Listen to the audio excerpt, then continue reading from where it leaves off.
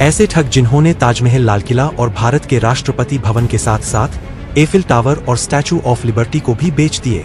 लेकिन वो कैसे, जानने के लिए बने रहना वीडियो के एंड तक। नंबर 1, एक आदमी जिसने एफिल टावर बेच दिया।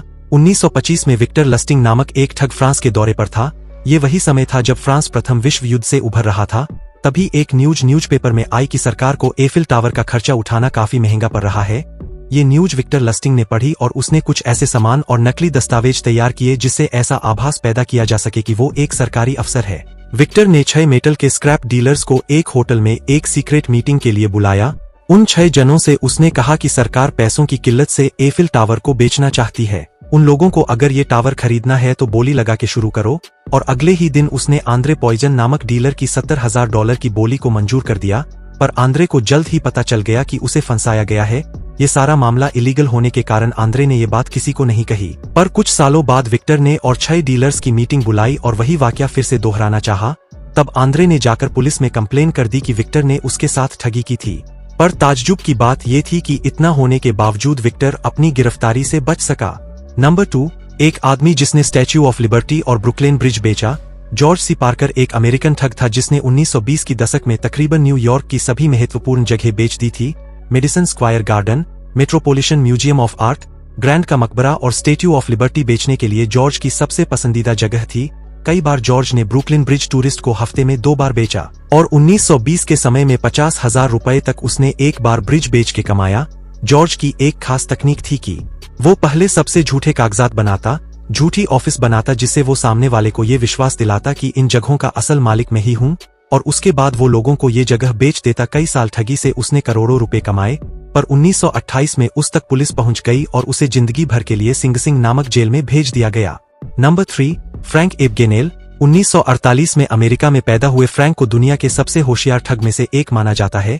जब वह महज 16 साल का था तब से उसने ठगी करना शुरू कर दिया था। उम्र के 21वें साल तक उसने पायलट, डॉक्टर और ऐसे ही कई जाली पहचान पत्र बना लिए थे। वह नकली चेक बनाने में माहिर था जिसकी मदद से उसने बैंकों को उस समय $2.5 मिलियन का चूना लगा दिया। पर उम्र के 21वें साल में उसे पकड़ा गया। 5 साल जेल में बिताने के बाद उसे जमानत देने के लिए 2 शर्तें उसके सामने रखी गई। पहली कि तुम्हें अमेरिका के टेक्सास शहर में जाना होगा और दूसरी कि तुम्हें वहां जाके FBI अधिकारियों को सिखाना होगा कि इन जैसे क्राइम से कैसे निपटा जाए। फ्रैंक ने ये दोनों शर्तें मान ली और तब से लेकर आज तक वो FBI के लिए सुरक्षा सलाहकार इस हैसियत से काम करता है। फ्रैंक की इसी होशियारी को दिखाती एक फिल्म भी उस पर बनी है जिसका नाम है catch me if you can, जिसमें लियोनार्डो दी कैप्रियो ने काम किया हुआ है। नंबर 4, एक इंसान जिसने 3 बार ताजमहल बेच दिया। नटवरलाल वो इंसान था जिसने ताजमहल 3 बार, लाल किला 2 बार और राष्ट्रपति भवन को 1 बार बेचा था। 1950 से लेकर 1980 के दशक में कार्यरत नटवरलाल पेशे से एक वकील था, पर उसका असली काम ठगी करना ही था। ताजमहल बेचने के लिए वो सरकारी अधिकारियों के भेष में घूमता और उन टूरिस्ट की खोज करता जो अमीर है। उन्हें ये यकीन दिलाता कि भारत सरकार ये ताजमहल बेचना चाहती है और जाली कागजात देके उन्हें भारी पैसा ले लेता और इस तरह भोले भाले टूरिस्ट उसके ठगी का शिकार हो जाते। वकील होने की वजह से जाली कागजात बनाना उसके बाएं हाथ का खेल था। कई ज्वेलरी को नकली ड्राफ्ट देकर नटवरलाल उन्हें चूना लगाकर भाग गया था। कई बार उसे अरेस्ट भी किया गया पर ज्यादातर वह किसी तरह भागने में कामयाब हो जाता। आखिरी बार उसे 1996 में उम्र के 84वें साल में अरेस्ट किया गया, पर वहां से भी वह भागने में कामयाब हो गया। तब से लेकर आज तक उसे किसी ने भी नहीं देखा। आज के लिए दोस्तों बस इतना ही। वीडियो अच्छा लगा तो लाइक जरूर करें और अगर आप हैं और आप भी ऐसे इंटरेस्टिंग वीडियो में रुचि रखते हैं तो दोस्तों चैनल को सब्सक्राइब करें ताकि आप आने वाले वीडियो को बिना रुके देख सके। फिर मिलूंगा दोस्तों एक नए वीडियो के साथ में, तब तक के लिए बाय।